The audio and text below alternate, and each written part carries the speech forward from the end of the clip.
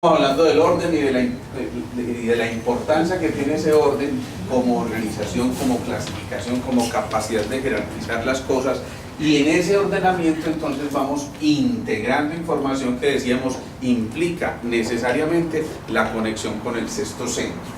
Esa conexión con el sexto centro, que es el que recibe informaciones de la periferia, va generando esa capacidad de síntesis, y cuando generamos esa capacidad de síntesis, donde se empieza a desarrollar la conciencia, obviamente alimentada por los órdenes del amor, entonces es decir, nos reconocemos como parte de la fuente, nos integramos a la fuente, al origen, a lo que dio, digamos, la materia prima para llegar a ser lo que somos, y donde encontramos la fuerza ilimitada de cualquier tipo, no solamente físico, sino emocional y mental, que nos permite entender que somos esas semillas de las que hemos hablado, y que cuando nos encontramos con la semilla y con el potencial, entonces elevamos nuestro nivel de vibración.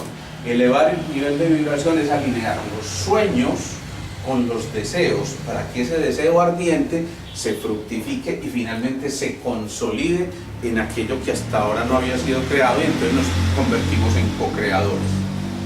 Maravilla, eso no está bueno. Entonces, vamos hasta ahí, ¿no? Decía entonces que para poder hacer ese movimiento de alineación de los sueños con los deseos es muy necesario abandonar las culpas, y abandonar las culpas implica la renuncia al pasado. Renunciar al pasado desde el punto de vista anatómico significa renunciar a que alguien me lo dice, al cerebro ¿qué? Reptil, al cerebro reptil, o lo más ancestral, es decir, lo que está inscrito en ese pasado está en el cerebro más primitivo que nosotros tenemos, eso que dio origen a nuestros instintos y a la capacidad de reaccionar frente a algo. Pero frecuentemente nos estamos moviendo entre las acciones y las reacciones, y las reacciones nos llevan a tener por lo menos dos grandes cualidades, o ataque o huida, y ahí nos quedamos toda la vida. Y eso es lo que ha pasado continuamente con nuestro proceso evolutivo. Nos dedicamos a luchar, y toda lucha, por más bonita que sea y por muy buenos motivos que tenga, exige un desgaste, ¿sí? Repasemos. Hemos luchado contra las drogas en la humanidad, el abuso de las drogas. ¿Hemos vencido las drogas? Todo lo contrario, cada vez van en aumento. Hemos luchado para que no haya más guerras. ¿Hay más guerras o no hay más guerras en este momento en el universo? Hemos luchado porque la pobreza se acabe. ¿Hay más pobreza o no hay más pobreza en este momento en el universo?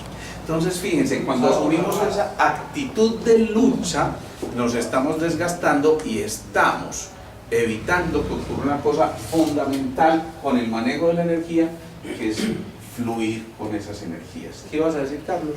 No, que hemos luchado por la paz, pero igual, en ninguna parte. Igual, exactamente. Entonces, todas esas luchas, incluso fijémonos en nuestras propias pequeñas luchas. Yo he luchado con mi orgullo, y desde entonces he mejorado bastante, ¿viste? Bueno, siempre que estamos en esos procesos nos estamos perdiendo esa posibilidad de alinearnos, y cuando yo digo alinearnos es, insisto, conservar esa posibilidad de ir en ese sendero que nos permite recuperar lo que siempre hemos sido y que de un momento a otro olvidamos. ¿Sí? Pero no es peor no luchar, no hacer nada. No se trata de, ojo, es que cuando yo digo luchar, eso implica desgaste. Cuando tú fluyes, entonces te das la oportunidad de que organices tus emociones, y para organizar tus emociones primero tienes que comprenderlas. Cuando tú las comprendes, entonces logras dosificarlas, adaptarte y finalmente lograr un equilibrio. No significa ser simplemente pasivo. Ojo, cuando yo digo abandonemos la lucha, no significa vamos a asumir una actitud pasiva y pusilánime, no. Significa asumamos una actitud de aprendices humildes, que reconocemos la posibilidad en esa dificultad para poder evolucionar. Y por supuesto surgen 50.000 dificultades en el camino. La gran mayoría de las dificultades las instauramos nosotros mismos. Es que no he podido tener la voluntad de empezar lo que yo quería empezar, me falta voluntad. En realidad, esa falta de voluntad, ¿qué es? Es la falta del empoderamiento a mí mismo y de la entrega de mi poder a otros para que ellos dispongan de lo que yo quiero hacer. Y entonces alguien me saca la rabia. No, yo lo empoderé para que me generara rabia. ¿Me cogió el trancón? No, ya dije, yo cogí el trancón, empoderé al trancón, que es distinto. Dime. Esa falta de voluntad tiene que ver con la falta de energía ancestral. Esa falta de voluntad puede tener que ver con la falta de energía de reserva o energía ancestral o energía reticular, que de alguna manera puede estar inscrita, pero no es excusa para yo no poder mejorar el poder y la voluntad, ¿sí? Muchas veces nos escudamos en cosas, es que yo no tengo talento, es que yo no nací con las mismas capacidades. ¿Qué cuentos? Partimos de la misma carrera tan berraca que nos tocó dar, porque éramos unos espermatozoides ahí medio locos compitiendo entre 3 millones y resulta que uno solo conquistó el ovulito y cada uno de esos es uno de los que está aquí sentado. O sea, partimos de la misma carrera y el problema es que todos ganamos y aquí estamos. Si no fuera así no estábamos aquí. O sea que se nos empiezan a acabar las disculpas. Que es que yo nací siendo apellido Rockefeller y el otro Mosquera. Entonces, ¿qué hacemos? Ahí estamos, pero las oportunidades han sido exactamente las mismas, simplemente que alguien decide tomarlas y otro decide observar a ver si de pronto las oportunidades vienen a tomarlas, ¿no? Y entonces ahí sí la cosa cambia, ahí sí la cosa cambia. Otra disculpa, es que no tengo tiempo. Son obstáculos que nosotros creamos. No tengo tiempo, si al tiempo le pido tiempo, el tiempo me da, nos dijeron. Entonces, falta de organización en el tiempo sí me puede llevar a que tenga esa carencia que normalmente decimos es que yo nunca mantengo. Y siempre queremos meternos en esa actitud de la víctima y somos pobrecitos, productos del sistema. Es que yo tengo que estar todo el día metido en una oficina, ni siquiera veo el sol. Sí, esa es la excusa. Tú eligiste quedarte en una oficina. Porque si tenías esas capacidades, pudiste en algún momento haber aprovechado los conocimientos que obtuviste de allí, crear tu propia empresa, ser tu propio productor y a lo mejor ser un inversionista que te permitiera estar dentro de ese 2% de la población que puede ser el inversionista y que no depende de. Pero las oportunidades estaban ahí. Insisto, si no las elegimos, si no las cogimos, esa es nuestra propia abolición. Nuestra capacidad de decir esto me corresponde o no me corresponde. ¿Qué más expresiones así de culpa, por ejemplo? Es que nunca me han querido. Yo crecí con esa carencia tan horrible. Claro, entonces me sigo alimentando de lo mismo y por supuesto pierdo esa capacidad de conectar mis deseos con mis sueños. Si renuncio a las culpas, normalmente eso significa que estoy entrando en una actitud de silencio. Ya lo decíamos, si yo me anclo al pasado, estoy pegado al cerebro reptil, de ese cerebro mucho más arcaico que no me permite, o sea, que nos permitió salir corriendo de los dinosaurios y los demás, yo qué sé.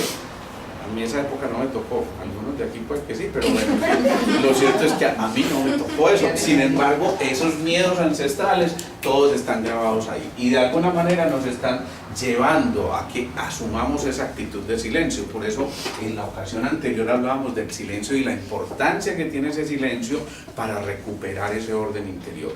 Si yo empiezo a recuperar el silencio, entonces empiezo a encontrar una cosa que para mí es absolutamente fundamental, que es la pausa, y esa pausa que me lleva a la paz, ¿sí? Sentir la pausa y sentir la paz no es otra cosa que volver a reconectarnos con los ritmos de la vida. Y conectarse con esos ritmos de la vida para encontrar la paz es resolver qué emoción. Para yo lograr rescatar la paz, ¿qué emoción tengo que resolver? ¿La alegría? El miedo. Por supuesto que no. El miedo. Tengo que evitar ser copartícipe de los miedos y congratularme con los miedos o los temores. Los miedos anquilosan. Los miedos nos hacen pegar ahí y los miedos no nos permiten un libre movimiento y cuando perdemos la libertad, entonces dejamos de conectarnos con el cerebro mamífero, que es el mismo de las emociones, que es el que le sirvió al cerebro reptil en el proceso evolutivo, y si perdemos la posibilidad de conectarnos con el cerebro mamífero, el cerebro, insisto, de las emociones, dejamos de fluir con ellas también, las negamos. Cuando uno niega algo no quiere decir que no exista. Cuando niega algo, lo que puede estar haciendo es posponerlo. Y entonces a veces tenemos mucho miedo de encontrarnos con nuestras propias emociones. Y ya lo decíamos, el miedo tiene que ser reemplazado por la prudencia, la serenidad, la calma, la ira por la autoafirmación, las alegrías por la bienaventuranza, las obsesiones por las consagraciones y las tristezas por esa serenidad y por esa calma, ¿sí?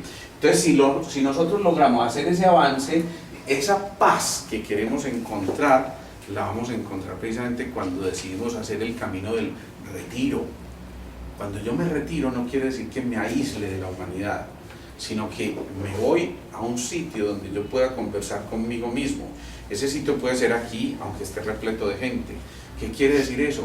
Que yo me conecto con el interior, con lo que hay en mí, con lo que realmente me pertenece, y renuncio al ruido externo, que es el ruido de las emociones, sobre todo que tienen que ver con el entorno. Ya lo decíamos tal vez en alguna otra ocasión, que el 99% de las preocupaciones ocurren por cosas que no han ocurrido, y peor aún, que no van a ocurrir, y que el 85% de las enfermedades actuales tienen que ver con procesos que vivimos en el pasado. O sea, nos seguimos quedando allá anclados y decidimos no avanzar. Entonces, es nuestra propia decisión. El problema es que cuando yo empiezo a identificarme con emociones de bajas vibraciones, si yo me identifico con ellas, termino siendo esas mismas bajas vibraciones. Es decir, había un conferencista que se llamaba Emilio Duro, Emilio Duro, es un español, y él lo dice en su españolete, dice: vamos, que si yo como zanahorias, pues cago zanahorias, ¿sí? Eso es cierto. Él lo dice en su lenguaje muy castizo, muy lo que sea, pero lo que está diciendo es: hombre, yo no le puedo pedir peras al olmo. Si yo estoy partiendo de estos pensamientos, pues el resultado va a ser siempre el mismo. Si parto de la misma mente que creó el problema, no puedo sugerir cambiar el resultado, porque es la misma mente que lo creó. Entonces yo decido, ¿sigo siendo víctima? Bien, yo me puedo anclar ahí e identificarme con el papel de víctima. Entonces, expresiones de la víctima: nunca me han querido, ¿sí? Nunca he podido tener una relación exitosa con nadie, siempre he sido un fracasado con el trabajo, no tuve la misma suerte. La misma suerte. La suerte no existe. Los pensamientos existen. La conexión con la fuente existe. Y si la fuente es ilimitada, entonces esto de la suerte es una excusa, además medio mediocre, para anclarnos en eso y tener una excusa que justifique elegantemente esa conducta que nos llevó al fracaso. Pero es nuestra propia elección. Entonces cada uno está decidiendo en qué patrón vibra, y si empieza a vibrar en un patrón determinado, entonces simplemente encuentra esa posible paz y se atreve a hacer una cosa que pocas veces nos enseñaron a hacer. Somos muy buenos, en realidad somos muy buenos a veces para dar, pero somos muy malos para pedir. ¿Ibas a decir algo? Ahorita decíamos que uno está libre de culpas es porque uno deja atrás el pasado. Sí. Pero pienso que no es tan sencillo, porque para uno estar libre de culpas y dejar atrás el pasado, uno tiene que haber trabajado todo eso que no superó, que no sacó adelante en todos esos septenios que hemos trabajado antes. Sé que trabajarlos y me dice, bueno, no olvidar del pasado. Claro. Nunca dije que fuera fácil. No, pero es sí, como... Claro, pero en eso está el reto precisamente.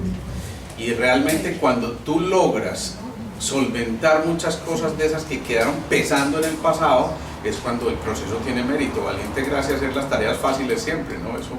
Eso vuelve otra vez a ser para los mediocres, ¿no? Hay que enfrentar los momentos complejos, los momentos difíciles, además tener la valentía suficiente de identificarlo y decir: sí, esta limitación la tengo, reconocerme en eso, pero sin que implique una cosa de culpas. Insisto yo, es que yo tengo esto, pero por culpa mía. No, qué cuentos.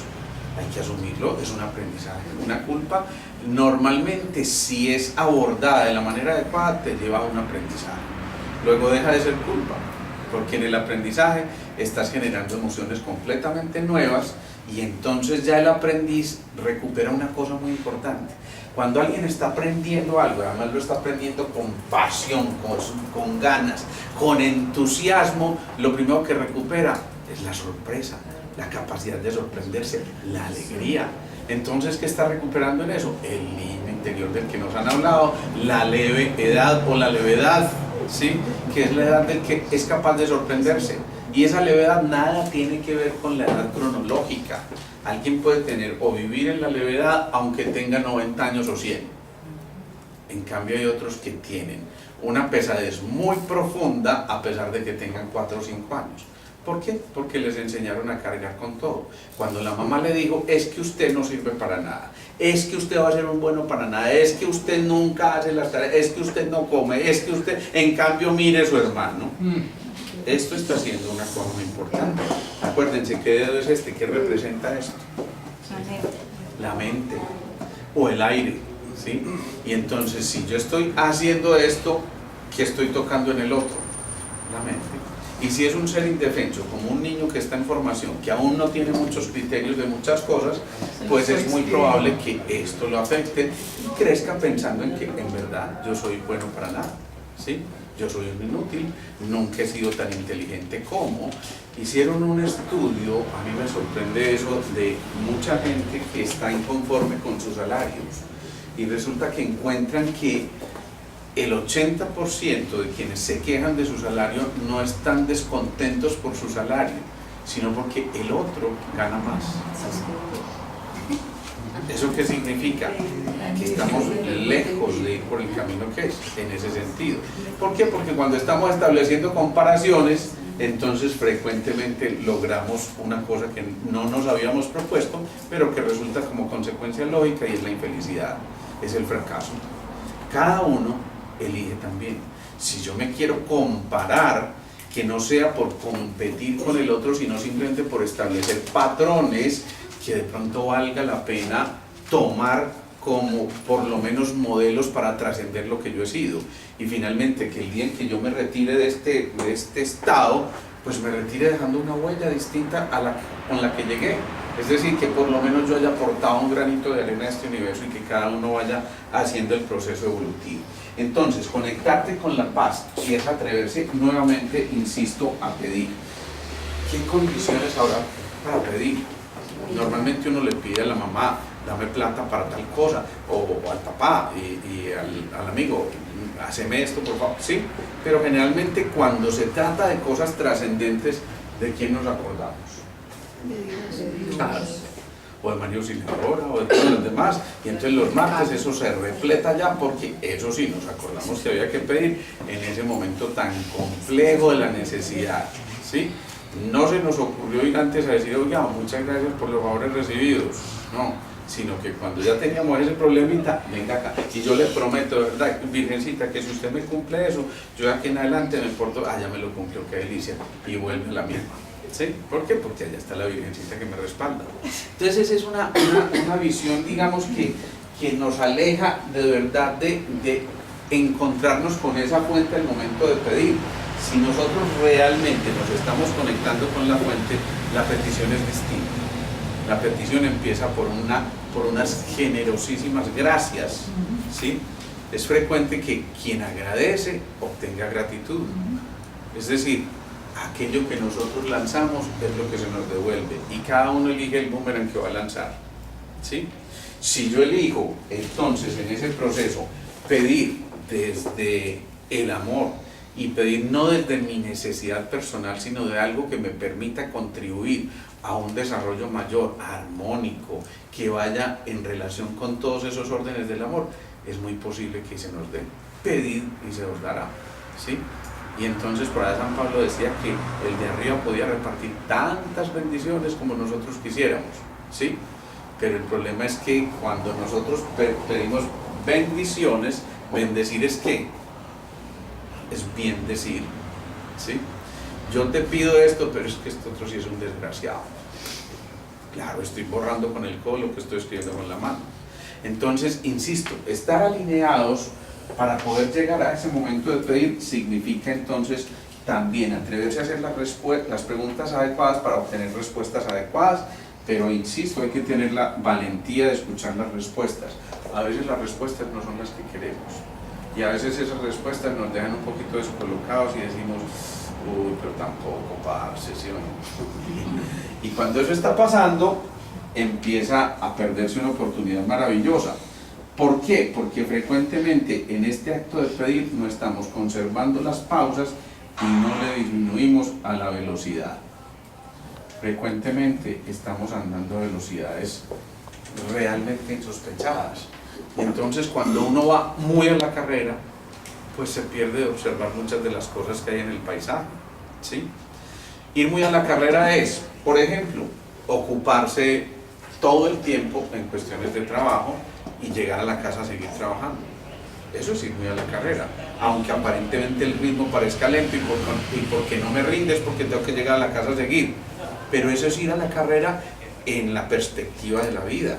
Si yo tengo el espacio para entretenerme, para compartir con mi familia, para compartir con los que jerárquicamente representan un orden importante en mi vida, para cultivar lo que yo quiero cultivar, esa palabrita cultivar está en relación con cultura, entonces yo obtengo esos mismos productos de esa cultura que estoy sembrando. Lo que yo cultivo es lo que normalmente voy a obtener, siempre y cuando que, como el nombre lo dice, lo cultive.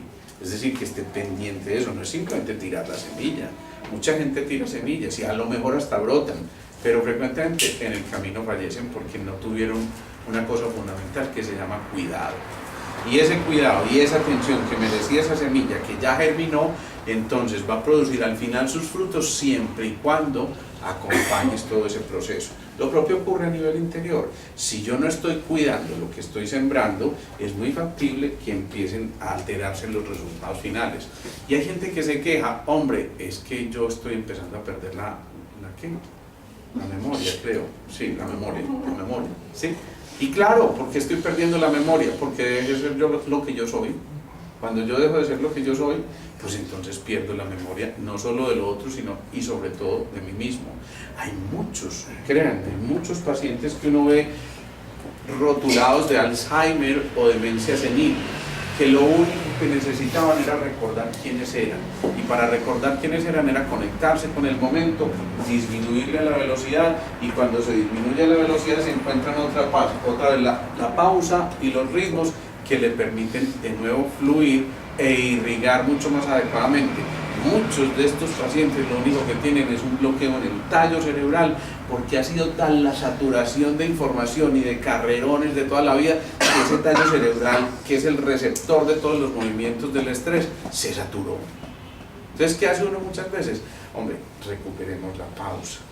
Empiezan a doparlos, a darles 1000 medicamentos, a dar 50.000 cosas, y resulta que detrás de todo eso lo único que él estaba diciendo es: hey, detengan este mundo, ¿sí? Paren un momentico que yo me quiero bajar un ratico, ¿sí? Eso es. Cuando uno logra encontrarse en esa disminución de la velocidad, empieza, insisto, a irrigar mucho más adecuadamente, y entonces empieza a ser el recorderis de quién soy yo. Pregunto yo, ¿cuántas veces en el día nos preguntamos eso? ¿Quiénes somos? ¿Sí? ¿Se han preguntado? Hoy alguien se preguntó eso. ¿Alguien se hizo esa pregunta? Es muy poco frecuente encontrar que en el auditorio haya alguien que realmente se haya hecho esa pregunta. Ese quién soy yo no significa qué rol estoy jugando, porque frecuentemente cuando uno le pregunta a la gente quién es, dice: no, yo soy médico, o no, yo soy ama de casa. No, yo no pregunté qué estabas haciendo, ni cuál era tu rol, sino quién eres tú, cuál es tu esencia. Y realmente nos perdemos de eso, y si no estamos conectándonos con nuestra esencia, pues simplemente hay que olvidar.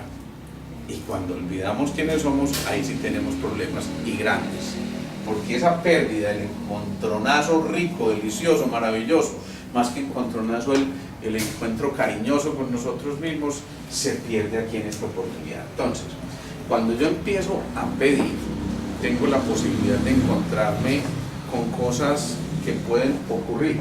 Por ejemplo, recurremos aquí. Por ejemplo, entonces, si yo empiezo a pedir, puedo encontrarme en el sendero con alguien que puede ser tosco, agrio, digámoslo así, violento, ¿sí? Y esa violencia va a llevar a que seguramente yo genere más violencia. Hay un proverbio chino por ahí que dice: si vas a buscar venganza, cava 2 tumbas, ¿sí? Y es frecuente que eso pase, nos quedamos ahí entretenidos haciendo un movimiento en este sentido que nunca termina. En lugar de mantener círculos viciosos, tratemos de recuperar más bien los círculos virtuosos, ¿sí? Reemplacemos esa palabra círculo vicioso, tan frecuente. Yo estoy metido en un círculo vicioso hace mucho rato, ¿sí? Más bien cambiémosla por un círculo virtuoso y realmente ahí vamos a empezar a encontrar cosas muy distintas. Y entonces yo puedo empezar a encontrar esto de resentimiento, de odio, de violencia, de ira, de todos los hijos del temor, porque finalmente todo esto es hijo del temor. Y me pierdo esa posibilidad, en cambio, de encontrarme con la alegría genuina que habita en mi interior. ¿Esa alegría quién es? El bufón que habita en cada uno de nosotros, y cuando encontramos el bufón, empezamos realmente a ser libres. Yo decido, insisto, si sigo cargando con ese pasado oscuro, o si me encuentro y rescato al bufón que también habita en mí. Porque todos esos arquetipos están en mi interior, pero yo elijo con cuál me identifico. Y identificarse no es otra cosa que convertirse en el arquetipo mismo. Yo soy bufón. ¿Cómo es un bufón? Alegre, ¿qué más? Divertido, despreocupado, gracioso, ¿sí? Entonces, si yo soy gracioso, pues esa gracia lleva a que yo me convierta en un ser magnéticamente atractivo, ¿no? Alguien gracioso, insisto en el verdadero sentido de la palabra, normalmente no genera rechazo. Dice: no, qué rico estar con esta persona, es que es tan bueno. Sí, y claro, y entonces alguien se identifica con otro y dice: yo no sé qué tiene esa persona tan maravillosa, pero realmente cambió mi vida por completo. Esta semana estábamos dictando unos talleres para EPM. ¿Hay alguien aquí de PM hoy? Sí, qué rico verte, qué rico verte. Y entonces estábamos diciendo una cosa que fue muy bonito. Yo les conté por ahí un chistecito de Alberto Cortés y de Facundo Cabral. No sé si alguna vez lo conté por aquí, ¿sí? Que se encontraron Alberto Cortés y Facundo Cabral, y cuando uno eran muy amigos. Y entonces Facundo Cabral le dice: acabo de dar un concierto maravilloso, 30.000 personas en el estadio, se levantaron, todos se pusieron de pie, y recuerdo que había una imagen de la Virgen allá al fondo que se vino hacia mí llorando y me dijo: ¿qué concierto tan bello has dado? ¿Sí?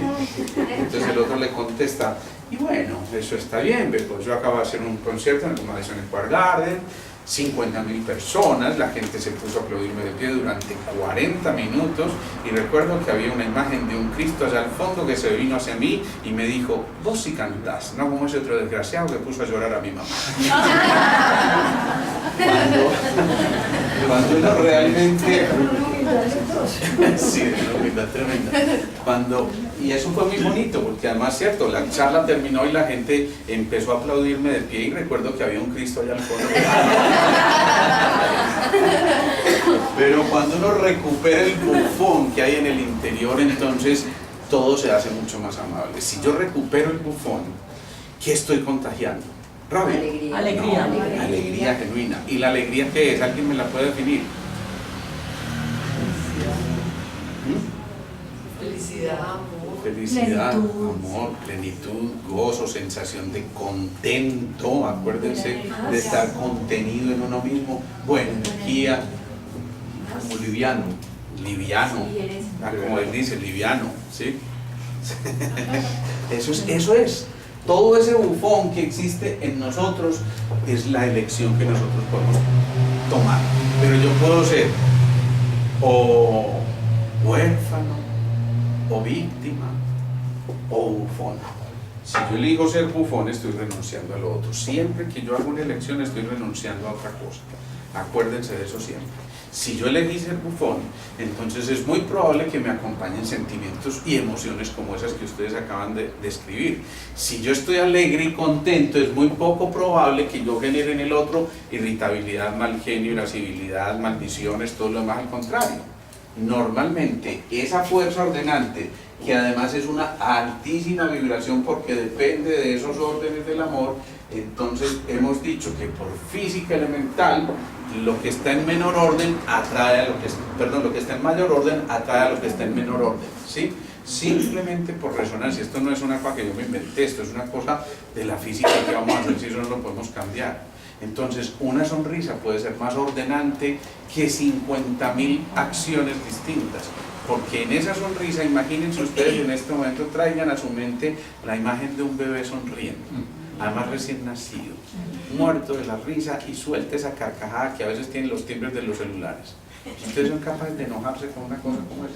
Es absolutamente imposible porque está desprovista de cualquier tipo de crítica, ¿sí? Entonces, si renunciamos a la crítica, estamos encontrándonos con ese bufón. Si renunciamos a la crítica, estamos renunciando también al desorden que lleva la crítica. Si yo critico, pues ¿qué voy a obtener? Crítica elemental. Si yo en lugar de esas críticas convierto la crítica en comprensión amorosa por las limitaciones del otro, es muy posible que el otro también empiece a generar esa conducta, y entonces en el otro que él criticaba va a encontrar también esa comprensión amorosa, y vamos a convertirnos en multiplicadores que vamos formando pequeños nodos que finalmente se unen y van formando una red, una estructura cada vez mayor que permite que esa red en algún momento determinado conserve una única función, que es la de mantener lo que se llama la compretensión, que no es otra cosa que la justa relación entre la tensión exagerada y la distensión. Ya lo hemos dicho, ni tanto que se reviente, ni tampoco que no suene. ¿De acuerdo? El equilibrio. Eso también, Alejo, abre como a pensar en que en esa toma de decisiones pues, que tenemos que hacer, hace que uno piense en su círculo social mucho, ¿cierto? Pues como que, listo, yo tomo la decisión de ser el rol que quiera jugar, pero también las personas que están al lado mío tienen alta influencia, Claro. no están puestas por el destino. Yo también puedo renunciar a una persona tóxica, Claro, ¿cierto? Pues claro. que también está en uno, también uno a veces lo vea como la deriva, pues como que, es que llegó a mí, no. En esa charla hablábamos de las personas tóxicas y las personas vitamina, ¿sí? Y es verdad que hay gente que es como que lo insuflar a uno de cosas muy ricas, muy alegres, muy positivas, y qué rico estar al lado de esas personas, pero también hay esa cosa de la toxicidad que lleva a que hay otros que se comporten como verdaderos vampiros, que aspiran todo eso, y entonces yo no sé qué tiene, pero me robo toda la energía. ¿Sí? Y eso fue cierto. Ese otro nos robó toda la energía, o nosotros le entregamos toda la energía. Yo insisto, es mucho más fácil culpar que asumir lo que nos corresponde. Y entonces sí, el otro me robó la energía. Yo lo permití. Sí, Pero yo lo permití. yo lo permití, claro. Esos seres que están ahí pueden ser maestros, verdaderos maestros.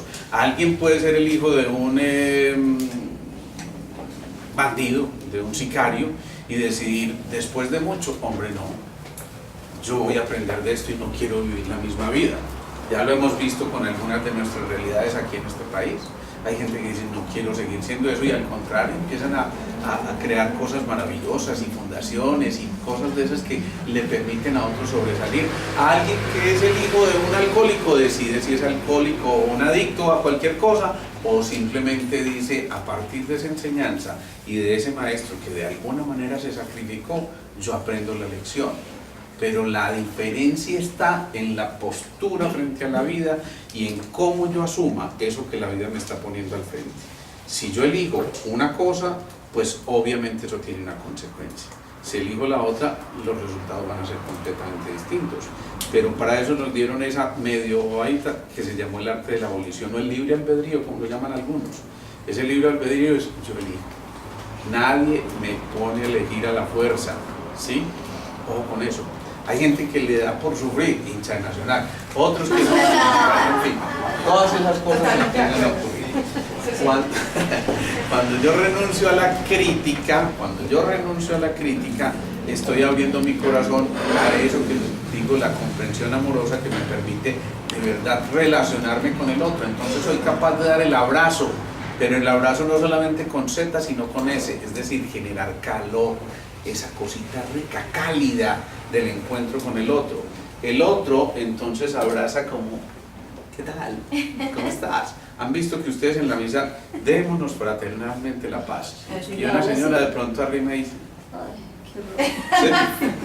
Y entonces está pensando, ¿cuántas bacterias vino a pegar en esa mano? En serio, yo conozco gente que hace eso.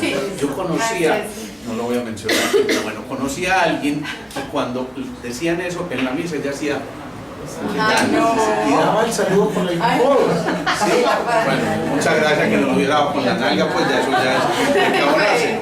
Pero fíjense realmente dónde estamos entregando lo que queremos. Si decimos que ese saludo de la paz es justamente lo que se prolonga desde el corazón, imagínense lo que eso implica. Eso implica cosas supremamente grandes y entonces ya cada uno de nosotros elige. Bueno, finalmente cuando vamos llegando a esto del bufón, de la alegría, de la renuncia a la crítica, empiezan a ocurrir también cosas muy importantes, y es que empezamos a desidentificarnos con aquello que no es lo nuestro. Entonces yo pregunto, ¿alguien aquí que quisiera desidentificarse con algo que ya hace rato se dio cuenta no le pertenece, no es su esencia? Bueno, ya veo que todos son perfectos, ¿ah? Yo quiero compartir algo. Sí. Yo tuve una pérdida muy grande, muy enorme. Una persona maravillosa. Hace 4 meses. Y mi hermanito me preguntaba, hermanito, ¿qué va a hacer? Y yo, me toca. O sea, asumir esto me toca. Y lo que la señora estaba diciendo, renunciar al pasado es muy difícil. Pero ¿saben cómo es esto? Como cuando les traen a una muela en un solo golpe. Así es. Porque si no, eso lo consume. Entonces le decía yo a mi marido, es que mi esencia es ser feliz. Claro. Mi esencia no es la tristeza y con el dolor en el alma. Y yo escucho la música y yo siento felicidad, yo la siento. Y a pesar de los acontecimientos, y no solamente fue mi esposo, sino mi padre. O sea, primero se fue mi papá y a los 20 días mi esposo. Entonces, esta experiencia es maravillosa. Yo le decía al doctor, somos fibras conectadas de un ser supremo. Y cuando yo miro a las personas, yo veo como si fuéramos títeres, pero títeres felices, de esos que contagiamos, de esos que expresamos la libertad, el amor, la unión, de que ayudémonos y podemos. Y yo siento eso.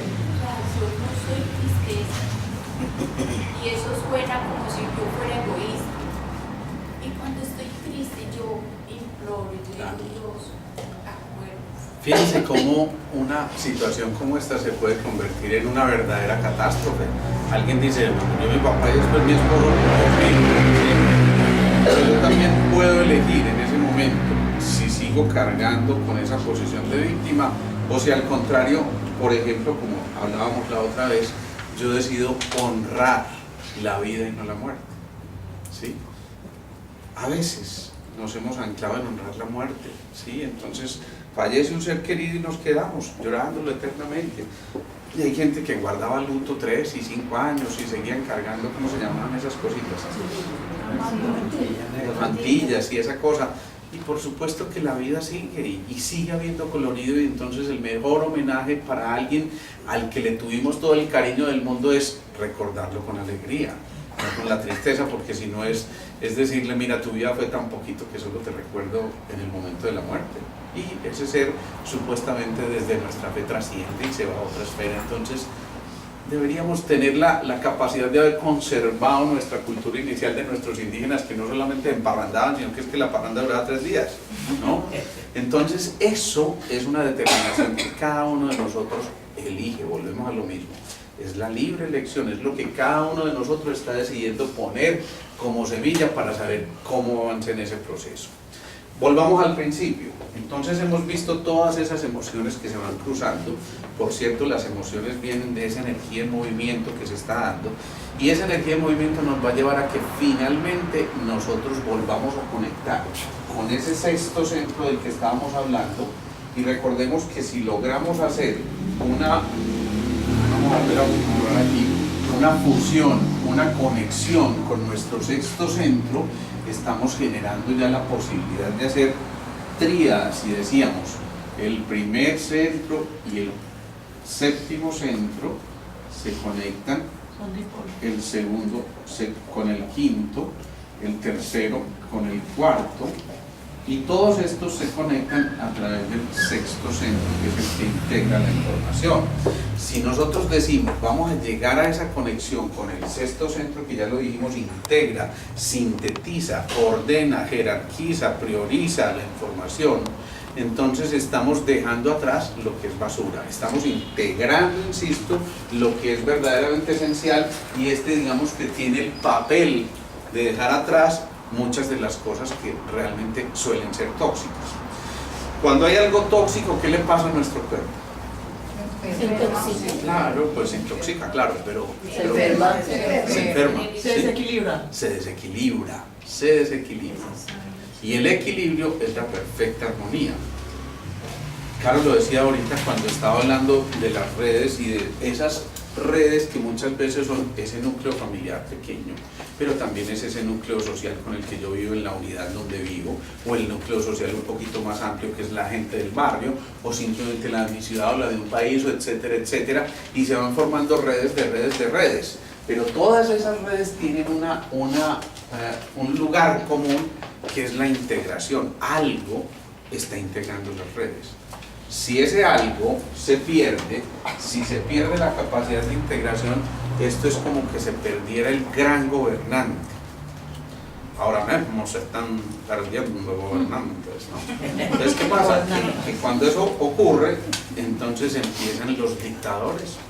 Y entonces ya el gobernante no es el que co-gobierna, el que escucha a su pueblo, llevémoslo a nuestro cuerpo.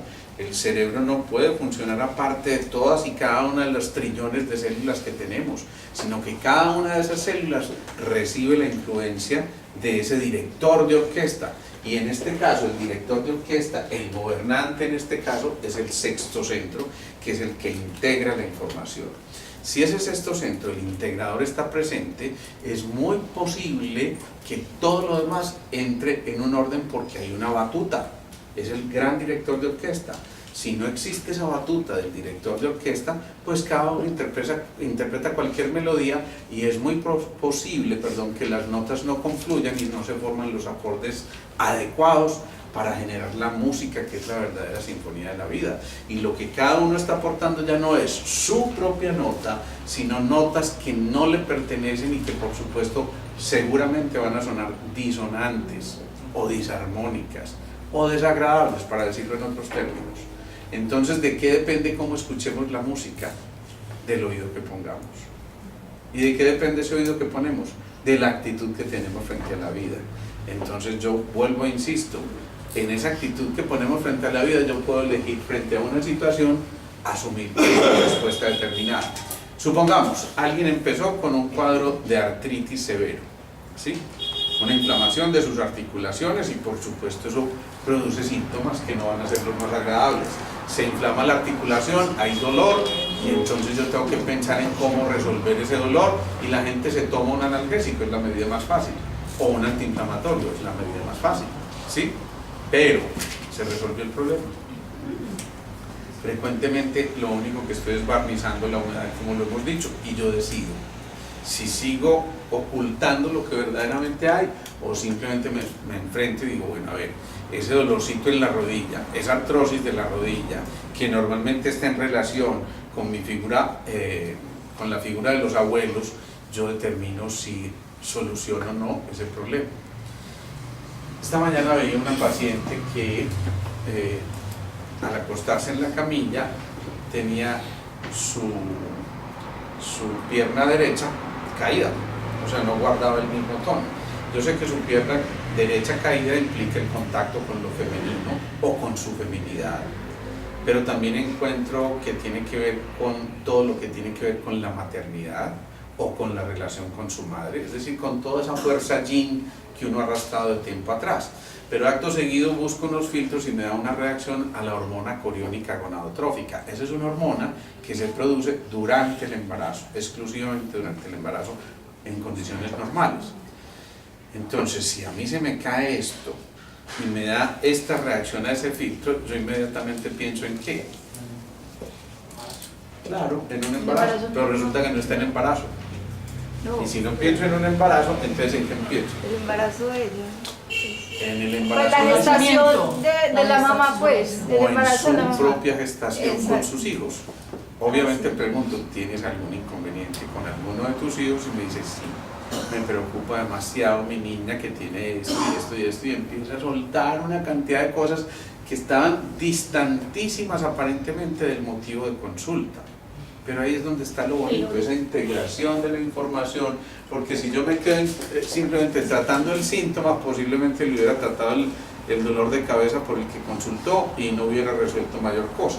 Pero sé que detrás de eso hay un grito desesperado que se está ahogando simple y llanamente porque yo no he decidido confrontarlo y no he decidido hacer el aprendizaje. Y cada uno decide cuándo aprende.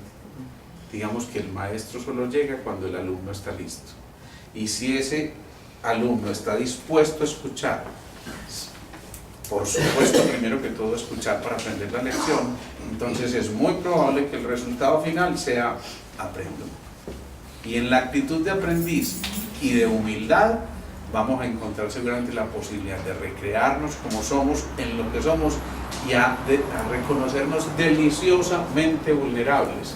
Reconocerse deliciosamente vulnerables significa reconocer con humildad que todavía estamos en proceso de crecimiento, así tengamos 90 años, ¿sí? Cuando yo hablo de ese crecimiento, obviamente no estoy hablando del crecimiento físico solamente, sino del proceso evolutivo que nosotros como seres humanos vinimos a cargar. Entonces hay un bebecito en el vientre materno, alimentándose de todas esas informaciones que pueden ser en un momento supremamente tóxicas por emociones reprimidas y porque yo no quiero preocupar a mi bebé, yo no quiero hacer que esto ocurra y yo no le voy a transmitir mis angustias a mi bebé. Cuando yo me estoy repitiendo frases como esas, yo no voy a transmitirle mis angustias a mi bebé, que le estoy transmitiendo mis angustias. Claro, que estoy concentrado en eso y la atención está puesta en eso. Entonces yo decido, si más bien que eso, le explico al bebé que entiende perfectamente, a pesar de estar en el vientre, qué es lo que está ocurriendo, cómo esas emociones están transcurriendo. Si yo soy capaz de comunicarme con ese bebé a través de un patrón vibracional, eso cambia por completo la relación con ese bebé y ese bebé está captando desde el vientre mismo todas esas cosas que en un momento determinado pueden ser vibraciones armónicas o disarmónicas. La angustia, el temor, el odio, el resentimiento se van a recibir como vibraciones disarmónicas, es decir, como un sonido desagradable, ¿sí? Pero todo lo que dependa del amor, la armonía, la paz, el equilibrio, el sosiego, todas esas cosas van a pronunciarse como un patrón frecuencial completamente distinto. Y entonces ahí sí uno decide contactar con eso que es su verdadera esencia y transmite esa verdadera esencia al otro. Pero no le evita el conocimiento al otro de emociones que pueden y deben vivirse. Las emociones no son malas, por muy aburridoras que parezcan. La tristeza no es mala, la melancolía no es mala, el sufrimiento no es malo. Todas son emociones creadas desde la fuente. Y dijimos que la fuente, todo lo que creó era perfecto. Luego también el sufrimiento es perfecto, simplemente hay que hacer el aprendizaje a través de él. Es una deliciosa excusa para saltar del trampolín a otra octava diferente. Pero cada uno elige qué es lo que quiere recibir a partir de eso, ¿sí? Si fuéramos conscientes de estas cosas tan elementales, yo creo que aprenderíamos necesariamente a pasar a un nuevo orden. Y pasar a ese nuevo orden, que es lo que pretendemos ahora, es trascender ya esa parte de las emociones para empezar a hacer la conquista del cerebro humano del que fuimos dotados. O sea, ya pasamos por el cerebro reptil, en todo lo que era lo reactivo y lo instintivo, ¿sí? Pasamos luego al cerebro mamífero, que es el que controla las emociones a través de la amígdala y que se acumulan en el hipocampo, dos estructuras a nivel del cerebro que memoriza, digamos, ese hipocampo un patrón determinado de respuesta. Pero ahora tenemos un reto supremamente grande que no hemos decidido adoptar todavía, y es la conquista de ese lóbulo frontal, que no es otra cosa, dicho de otra manera, que la conquista del cerebro verdaderamente humano. ¿Y qué se supone que nos caracteriza a nosotros como seres humanos? La racionalidad. La capacidad de pensar, claro, la racionalidad. Pero a veces confundimos la racionalidad con la elaboración de pensamientos completamente desorganizados y no estructurados en esas redes que veíamos ahorita. Cuando logramos realmente activar ese cerebro que queremos conquistar, el cerebro del lóbulo frontal, o en otras palabras también la corteza cerebral como máxima expresión de eso, entonces empezamos a articular, y articular significa que esto está conectado con esto y con esto y con esto, y por eso la inteligencia no depende del número de neuronas que tengamos, sino de las conexiones que estén haciendo esas neuronas. Si logramos estructurar esas conexiones entre muchas neuronas, vamos a tener la capacidad de hilar mucho más ampliamente y de ver muchísimas más salidas a eso que se nos presenta en el día a día. Si estamos pensando de esta manera, pues vamos a resolver de esta manera, pero si ampliamos nuestra visión, esa capacidad de ver más allá implica que yo puedo hacer interconexiones, generar interdependencias y empezar a recuperar todo el proceso de regeneración y restauración de todos los circuitos neuronales. Eso, dicho de otra manera, es la posibilidad de cambiar por completo el panorama de la vida. O sea que no hay excusas. Es que yo sí he sido muy de malas, a mí me tocó bailar con la más fea. No, con la carreta, cada uno elige y cada uno decide para dónde va. Es que yo he sido muy enfermo o le he permitido a la enfermedad que se posesione de mí, ¿sí? Yo conozco gente que tiene enfermedades y es tremendamente saludable, y conozco gente que muriéndose de cáncer se está aliviando, ¿sí? Conocí una paciente que para mí fue una verdadera maestra, una mujer extraordinaria, muy joven, además preciosa, y esa mujer, en aquella época de las tinieblas aquí en Medellín, digamos que alguien de esos muchachos tan especiales se enamoró de ella, ¿sí? Y la quería tener como el trofeo que normalmente se luce ante su grupo, ¿sí? La amenazó y le dijo: si usted no está conmigo, yo sé de dónde vive su familia, va a acabar con toda su familia, va a acabar con y entonces, tras esa amenaza, ella decide aceptar y sacrificarse ella misma, ¿sí? Pero obviamente eso no podía durar, porque es que cuando uno sacrifica lo más elemental, que son los valores, entonces se pierde el piso y se pierde el anclaje. Y si se pierde el anclaje, se pierde toda la raíz, y si se pierde la raíz, se pierde todo el proceso evolutivo que está inscrito en nosotros. Ella, después de 2 años, empieza a desarrollar el peor de los tumores que yo haya visto desde lo que hace que me gradué hace ya como 5 años.